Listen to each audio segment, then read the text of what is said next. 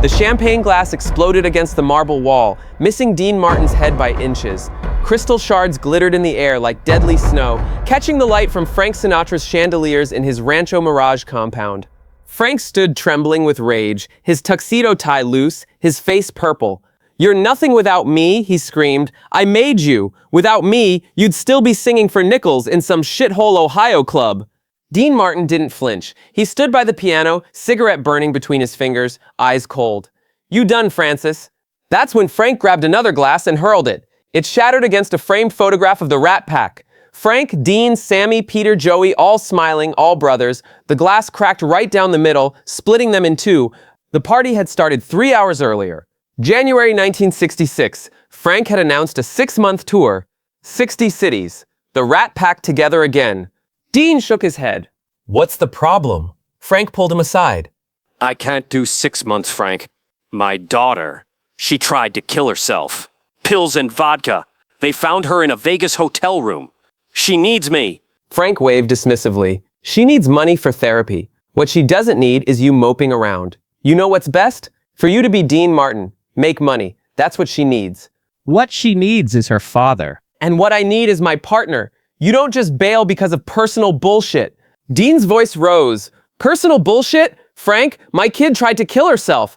"So did half of Hollywood? Everyone's got problems, Dean. The difference is the rest of us don't let it get in the way of business." Dean said what he'd held back for 20 years. "I'm tired, Frank. Tired of being your wingman. Tired of being second banana. I'm 59 and I don't know who I am anymore. When I look in the mirror, I see Dean Martin, but I don't know what that means."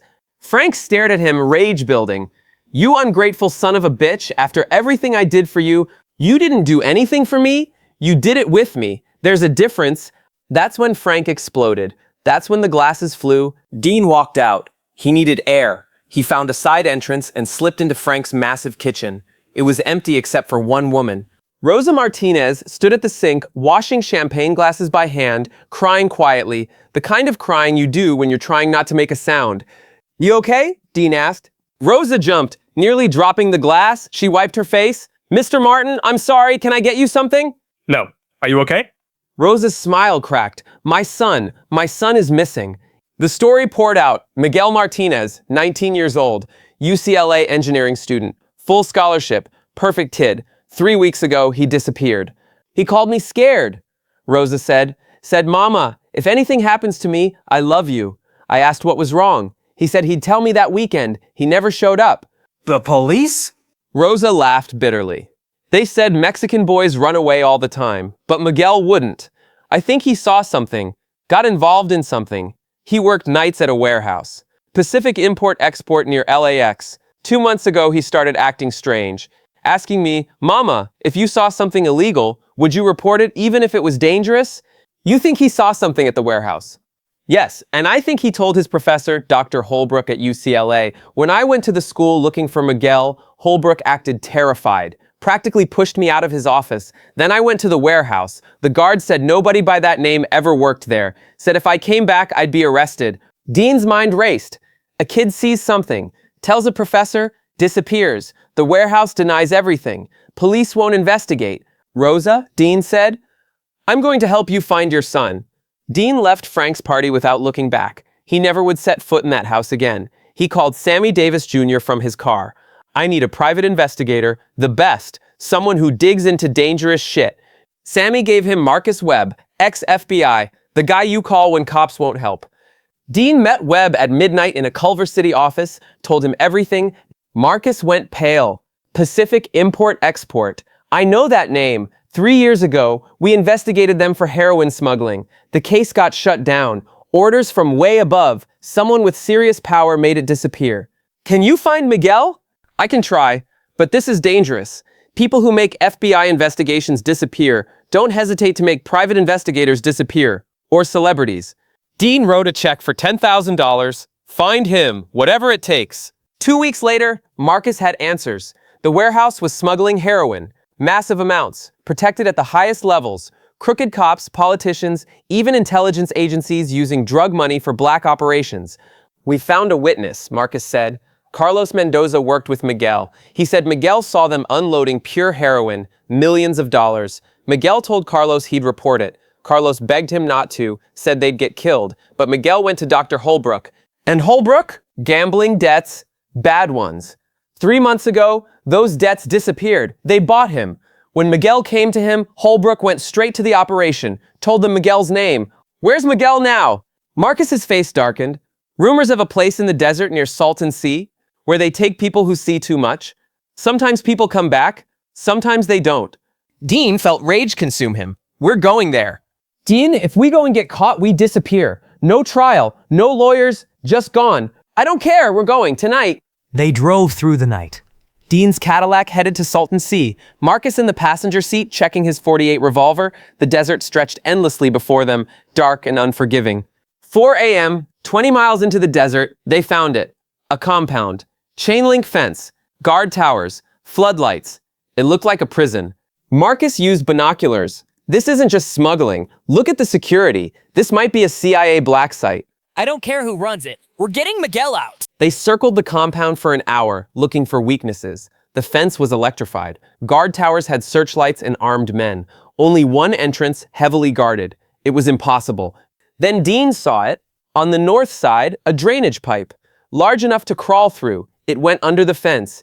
They crawled through mud and filth at 4:45 a.m., just before dawn. Found bars inside, but they were rusted. Marcus cut through with bolt cutters. 5 minutes later, they had an opening. They emerged inside, moved through shadows. Marcus had his .38 out. Dean carried a shotgun. The compound was eerily quiet. Through windows, Dean could see offices, equipment, radios. This was definitely not just a warehouse. In the largest building, they found cells. Actual prison cells. Most were empty, but in the third cell, they found someone. A young man, thin, beaten, barely conscious. Miguel, Dean whispered through the bars. The kid lifted his head, one eye swollen shut. The other widened when he saw Dean. Mr. Martin? Marcus got the keys from a guard station, came back 2 minutes later with blood on his knuckles. Guard's unconscious, we got maybe 10 minutes. They unlocked the cell. Miguel could barely walk. Dean got under one arm, Marcus under the other. They half-carried him toward the drainage pipe. 20 feet from escape, alarms screamed, searchlights blazed, sirens wailed, men shouted, dogs barked. The entire compound became a nightmare of noise and light. Run, Marcus yelled. They ran. Dean and Marcus carrying Miguel between them, running across open ground. Bullets snapped past their heads. Dean heard Marcus grunt, saw him stumble. I'm hit, Marcus gasped. Keep going. Fuck that. Dean pulled Marcus up, now supporting both men. His muscles screamed, his lungs burned, but he kept moving. They reached the pipe, shoved Miguel in first. Marcus crawled in second, bleeding from his shoulder. Dean was about to follow when a voice stopped him. Freeze!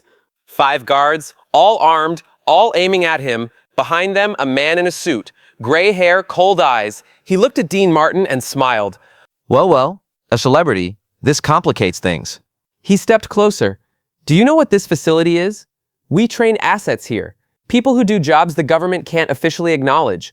We also process materials from overseas.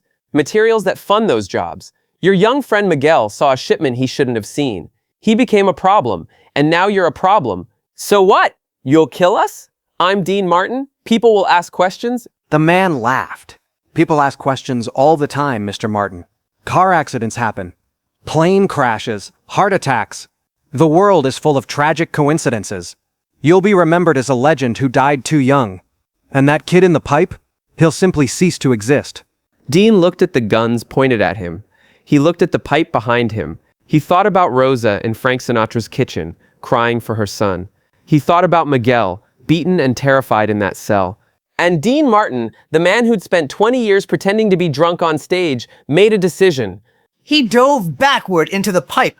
Gunfire erupted, bullets slammed into the ground where he'd been standing. Dean scrambled through the pipe, crawling fast, feeling concrete scrape his hands and knees. Behind him, men shouted, trying to follow. But the pipe was too narrow for armed men in full gear. Dean reached the other side. Marcus was behind the wheel, bleeding, engine running despite the blood soaking his shirt. Dean threw himself in back with Miguel. Go, go, go! Marcus floored it. The Cadillac roared across the desert, kicking up dust. Behind them, Dean could see men running from the compound, vehicles starting up. 2 black SUVs pursued them at high speed. For 15 minutes, they raced through the desert at 90 mph on dirt roads. Then Marcus made a hard turn, leaving the road entirely, plunging into the desert itself. "What are you doing?" Dean screamed. "Trust me!" Marcus drove the Cadillac behind a rock formation, killed the lights, and shut off the engine. They sat in complete darkness, barely breathing. The SUVs roared past, continuing down the road. They waited 20 minutes. Silence. Marcus started the engine again, drove slowly, lights off, using moonlight. An hour later, they hit paved road. 2 hours later, they were back in Los Angeles. Marcus refused a hospital. Gunshot wounds get reported. We go to a hospital, we bring cops, we bring questions, we bring those people right to us. They took Miguel to an off-the-books doctor Marcus knew. The doctor examined Miguel thoroughly. Concussion, broken ribs, dehydration, malnutrition, he's been beaten regularly. But he'll survive, he needs rest, fluids, and time. The doctor treated Marcus's shoulder next. Bullet went clean through, you're lucky, another inch left and it would have hit the artery, you'd be dead. Dean drove them to a motel in Riverside, far from Los Angeles, off the grid. He paid cash for 3 rooms under a fake name. Miguel slept for 16 hours. When he woke up, Dean was sitting in a chair beside his bed. "Mr. Martin?" Miguel's voice was stronger now. "Is this real? Or am I still in that cell dreaming?" "It's real, kid. You're safe." Miguel started crying. "I thought I was going to die. I thought I'd never see my mom again. She never stopped looking for you. She's the reason we found you." Dean handed him the phone. "Call her." Dean stepped outside to give them privacy. He heard Miguel's voice crack as he said, "Mama?" Then the sound of a mother hearing her son's voice after 3 weeks of thinking he was dead. The sound of grief transforming into joy, so intense it was almost painful. Marcus stood in the parking lot, smoking a cigarette, his arm in a sling. "What now?" he asked. "Those people, they're not going to stop looking for us, for him. We need to disappear. All of us. New identities, new lives. You realize what that means for you? No more Dean Martin. No more shows. No more fame. Gone." Dean looked at the motel, at the door behind which a mother's son had been returned to her. "Yeah," Dean said. "I know." That night, Dean sat alone in his motel room. He thought about his life. 20 years of fame. The music, the movies, the Rat Pack. All of it felt like a dream now.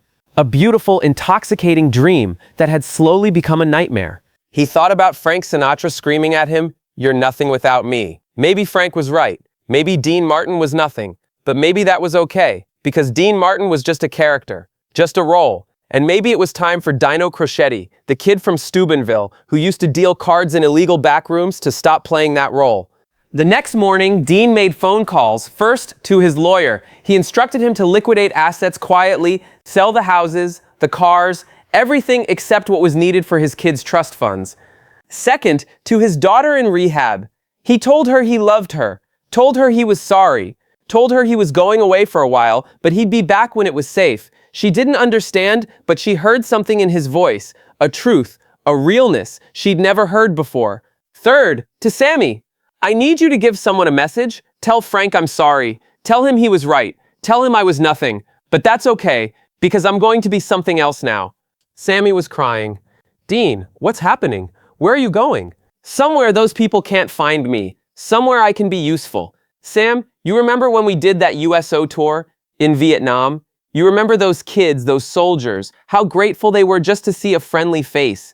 "Yeah, man, I remember. I'm gonna do that. Not the singing, just the helping. There are a lot of people out there who need help, Sam, and I'm done pretending champagne tastes better than water." Dean Martin was officially declared missing in 1967. The police investigated briefly. The theories ranged from mob hit to accidental overdose to simply walking away from fame. The case went cold. But the truth was different. 5 years later, the man who used to be Dean Martin was in Guatemala. He looked different now. Beard, longer hair, weathered skin from working in the sun.